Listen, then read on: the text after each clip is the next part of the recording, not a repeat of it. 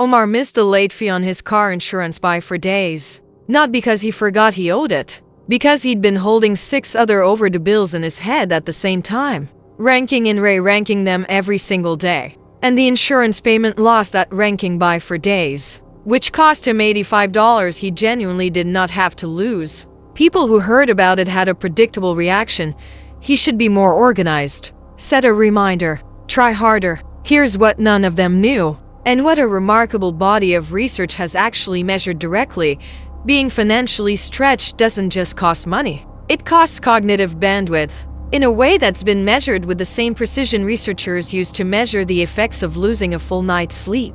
In 2013, Economist Sendhil Mullainathan and psychologist Eldar Shafir published research built around an unusually clean natural experiment. They studied sugarcane farmers in India who receive almost all of their annual income in a single lump sum, right after harvest. Before harvest, these farmers are genuinely poor, month to month. After harvest, the exact same farmers, with the exact same intelligence, the exact same education, the exact same lives, are temporarily not poor at all. What made sugarcane farmers such a uniquely useful group to study wasn't just the income swing itself, but how naturally it occurred.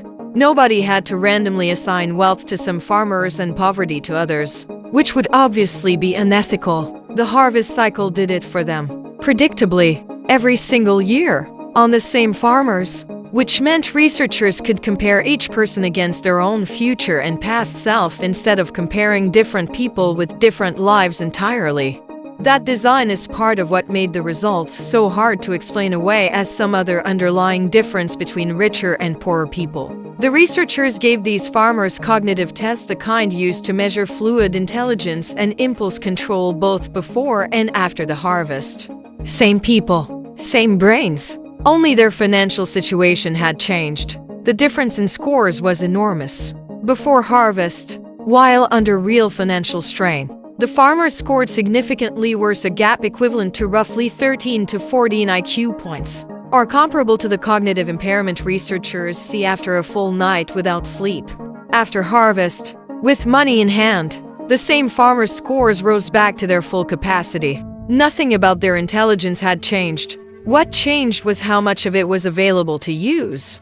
Mullainathan and Shafir called this the bandwidth tax, and the mechanism behind it has a name too: tunneling. When resources are scarce enough, the mind automatically narrows its focus onto whatever the most urgent shortage is, at the cost of almost everything else. It's not a character flaw. It's not laziness. It's the brain doing exactly what brains are built to do under genuine scarcity, prioritizing the immediate gap so intensely that anything outside the tunnel gets less attention than it needs, automatically, without anyone choosing it. Tunneling has an upside too, which is part of why it evolved in the first place. Inside the tunnel, focus on the urgent problem actually sharpens.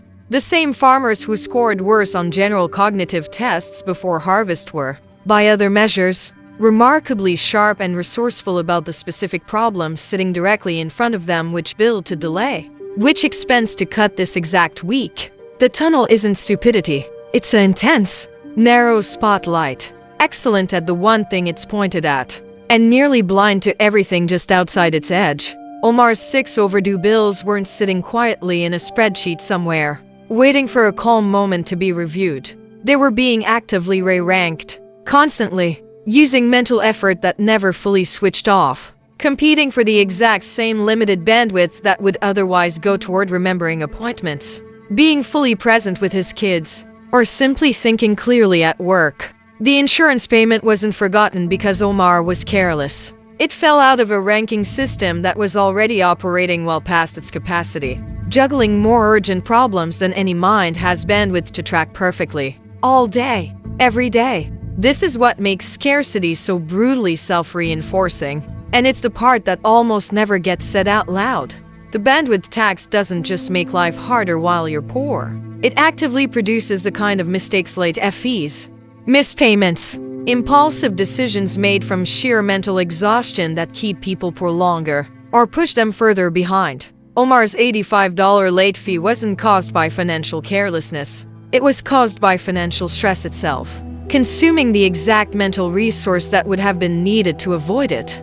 The scarcity creates the mistake. The mistake deepens the scarcity. The tunnel gets narrower, not wider, the longer someone stays inside it. This research matters enormously for how we think about financial mistakes, including our own, and including other people's. The advice Omar kept receiving: be more organized, try harder, plan better, assumes the bottleneck is knowledge or effort.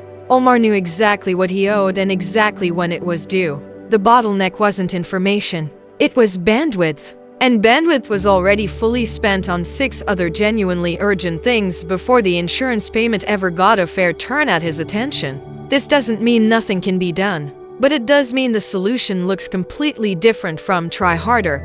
If bandwidth itself is the scarce resource, the actual fix is reducing the number of financial decisions competing for it, not asking someone already at capacity to somehow find more capacity through willpower alone. Every bill moved to autopay is one less thing occupying the tunnel. Every payment date consolidated onto a single day each month is one less separate deadline demanding its own slice of already overtaxed attention. None of this adds money to the situation.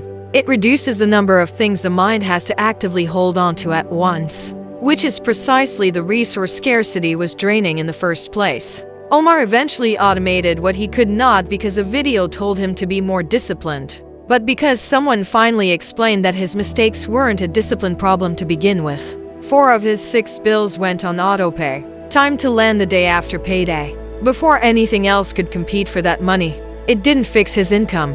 It didn't make him less financially stretched. It just meant 4 fewer things fighting for space in a mind that was already carrying its full, exhausting load of the other 2. That last part is worth being honest about, because it would be dishonest to pretend automation is a complete solution to genuine financial hardship. Omar was still stretched. The underlying scarcity hadn't gone anywhere. What changed was much narrower and much more achievable. 2 fewer decisions competing for a mind that had exactly 0 spare bandwidth to give them.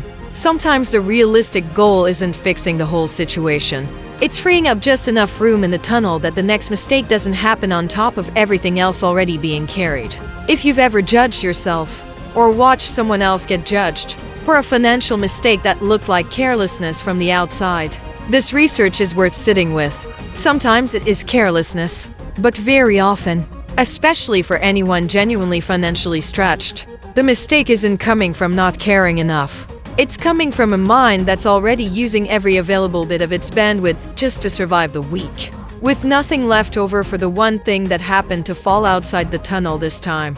This has a real implication for how any of us talk to people going through a genuinely hard financial stretch, including ourselves. Just be more careful. Ask someone to produce bandwidth that the situation itself has already taken away.